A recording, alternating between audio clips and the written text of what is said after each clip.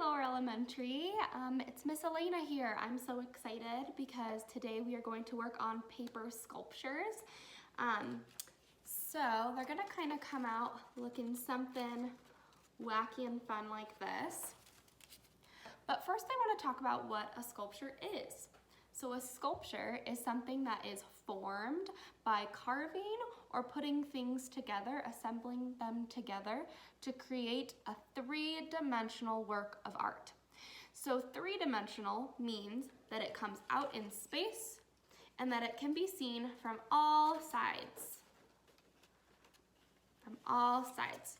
So the materials that you will need today for your paper sculpture are some different shapes and strips of paper. Scissors, if you don't have scissors, you can rip your paper. Glue or tape. And a blank piece of paper that you'll put your sculpture on. Before we start our sculptures, I'm gonna walk you through 6 different ways you can attach your paper shapes to your paper sculpture. So let's get started. Okay everyone, so we're gonna start with the coil technique. You're gonna grab a strip of paper that you've cut or ripped, and you're going to start at one end, slowly folding it, rolling it, in on itself until you have gotten to the end of your paper. When you let go, it will turn into a little coil. So that is one way to add some texture to your sculpture. I'm gonna put a little bit of glue on the bottom with my glue stick. Stick it on my paper. The next paper sculpture shape we're going to make is an arc. We're going to create an arced line with our paper. Before we do that though, we need to make a foot for our sculpture so that it can stand up and come out in space. So what I'm gonna do is take the end of my paper, fold it over, give it a little crease, and when I lift it up, it now has a foot that it can stand on. I can add glue to that end, press it on my paper.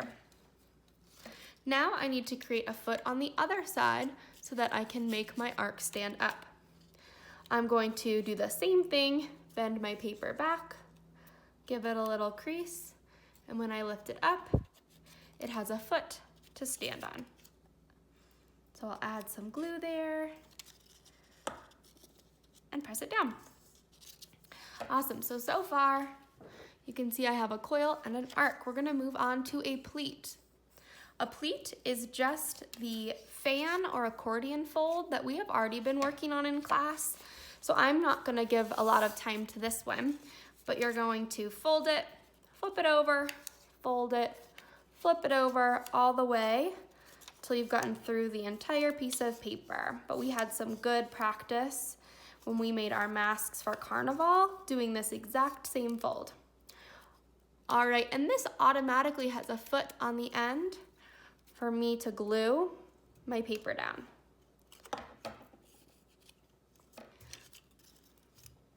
So now I have my pleat. The next one that we're gonna do is fringe.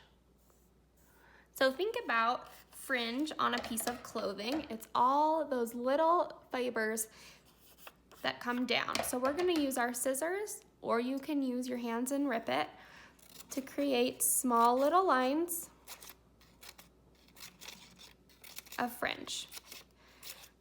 You can keep your fringe straight, just like this, or you can curl up your fringe if you think that looks exciting, or you can pleat your fringe. So if you wanna make tiny folds in your fringe to make them come out and pop up just like that. I'm gonna glue the back. You're also welcome to make a foot on your fringe if you choose, so it can stick up, or it can kind of just lay down like that. All right, next we have a loop. You will take a strip of paper, and fold it in half, but you will not make a crease on this end. You want to keep that loop shape. You can glue these two ends together to secure it.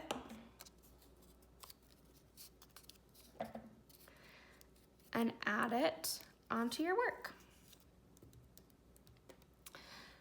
Good, so that kind of looks like that. Lastly, we have roll. So we're going to grab a piece of paper, and I like to add glue first. So you're gonna add glue to one edge, and then you can roll your paper in on itself and press down so that glue sticks. Good. You can glue this whole thing down flat like this, or if you want to make it stand up straight, hold on, let's make a new one.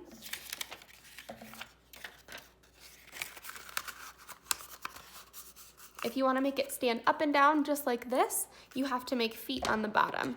So to do that, you will cut little feet all around. So look how many I've cut, all these little cuts, and you'll fold them out.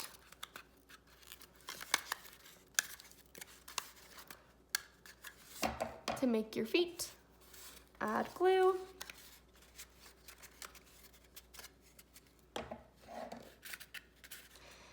And now it can stick straight up on your page. So let's take a closer look at those. Good. If you do not have construction paper at home, you can use normal paper and color it in with markers or colored pencils or anything else you might have. If you don't have normal paper, access to normal paper, you can use a magazine or a newspaper, which could be really interesting and cool. And if you don't have scissors, you can rip your paper. See how I ripped that fringe? I ripped this little loop. These are also, even if you do have all the supplies that I mentioned, these are just some extra fun things you can do if you think it looks cool. All right, well, I'm excited to see what you get to creating. Bye.